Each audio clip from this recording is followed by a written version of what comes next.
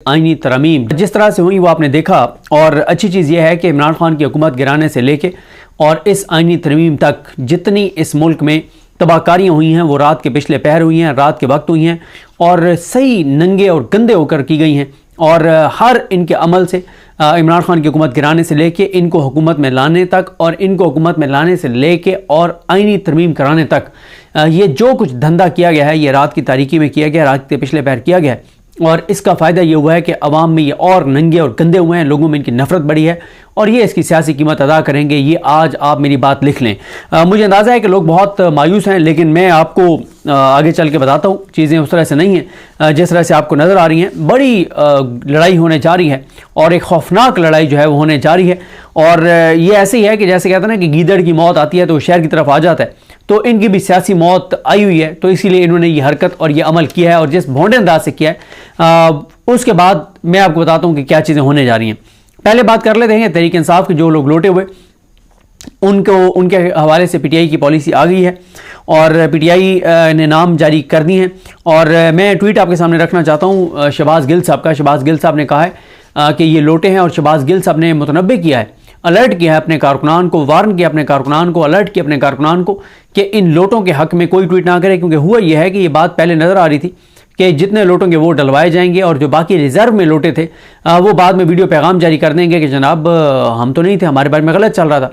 लेकिन शहबाज गिल ने बर वक्त ये काम कर दिया क्योंकि पीटीआई के सोशल मीडिया का मसला ये है कि पीटीआई के सोशल मीडिया में 80-85% लोग सेंसिबल हैं, वो बिल्कुल अपने दिमाग का इस्तेमाल करते हैं। लेकिन 10 से 15% लोग ऐसे हैं जो शायद, क्योंकि देखें पीटीआई के जो सोशल मीडिया है ना वो 100 नहीं 101% इमरान खान के साथ तो सिंसियर है। इमरान खान से उनकी कमिटमेंट की कोई मिसाल नहीं मिलती जितनी वफादारी उन्होंने इमरान खान के साथ निभाई है। और अजहर मिशवानी का मैं ट्वीट पढ़ा था, उसने ठीक कहा कि उनके जितने भी आम कारकुन उठाए गए, सोशल मीडिया वाले उठाए गए, जो बड़ा फैमिली वाइज वो लोअर मिडिल क्लास से थे, मिडिल क्लास से थे और सब कुछ था, लेकिन उनमें से कोई नहीं बिका, डटे रहे, जुल्म सहा, जबर सहा, अखबार रहे, तशद्दुद जो कुछ हुआ, लेकिन वो वापस आके भी इमरान खान के साथ खड़े रहे। कोई उन्होंने पैसे नहीं लिए, कोई वो डरे नहीं है। और ये बड़े बड़े नाम जो MNAs और सेनेटर्स जिस तरह से बिके हैं और जो सूरत हाल हुई है, तो इमरान खान का जो पीटीआई के जो सोशल मीडिया है वो इमरान खान के साथ तो 101% सिंसियर है। इमरान खान के साथ उनको इश्क है, जुनून है, मतलब जान तक देने के लिए तैयार हैं। लेकिन उनमें से 10 से 15% लोग वो हैं, अच्छा क्योंकि उनमें एक ग्रुपिंग भी है, 4-5 मुख्तलिफ ग्रुप हैं। अब होता यह है कि कभी जब 2-3 ग्रुप कोई चीज़ कह रहे हो तो उनमें से एक ग्रुप जो है ना वो सिर्फ उस ग्रुप की मुखालफत में उसके अगेंस्ट बात करना शुरू कर देता है। यही हुआ ज़ैन कुरैशी साहब के मामले में। ज़ैन कुरैशी जिनका 1000% वो लोटे हो चुके हैं, उनके हवाले से हुआ ये कि कुछ पीटीआई के सोशल मीडिया वाले एक्टिव हो गए कि दिखाएं हमें कहाँ है उसकी तस्वीर, कहाँ है वो नहीं था, ये वो झूठ बोला जा रहा है, गलत बयानी की जा रही है और ये नैरेटिव बनने लग गया। अब बर वक्त पीटीआई के 2 लोगों को ये ख्याल आया, एक शहबाज गिल साहब को और एक शाहिद खटक साहब को। उन दोनों ने ट्वीट्स किया और उन्होंने कहा कि खबरदार अगर किसी ने लोटों को डिफेंड किया और इनको हीरो बनाने की कोशिश की, ये नाम सबके सामने आ चुके हैं। अब इनके हवाले से जब तक इमरान खान किसी को क्लीन चिट नहीं देता कोई इनके हक में नहीं लिखेगा। चलिए एक और खबर दे देता हूँ आपको। इनमें से 4-5-6 पहले लोटे हो चुके थे 14-15 सितंबर को। जब आईनी तरमीम नहीं हुई 14-15 सितंबर को, तो ये लोटे जब वापस आए तो तहरीक इंसाफ को इन्होंने कहा कि आपको पता ही नहीं है कि हमने क्या प्लान किया हुआ था, हमने तो सरप्राइज देना था, हमने तो तबाही फेरनी थी, हमने करना ये था कि हम उधर जाते फ्लोर पे, जब वोटिंग के लिए खड़े होते सारे, हम इमरान खान जिंदाबाद का नारा लगा के दूसरी तरफ आ जाते। ये इन्होंने पार्टी को आगे कहा था, इसलिए ये बात रिपोर्ट हो गई थी। पता था, जो इनको लाए थे उनको भी पता था, उनको डर था कि वैसे ये कंप्रोमाइज कर चुके थे, ये कोई इनमें से एक भी अखबार नहीं था, सब बिके हैं।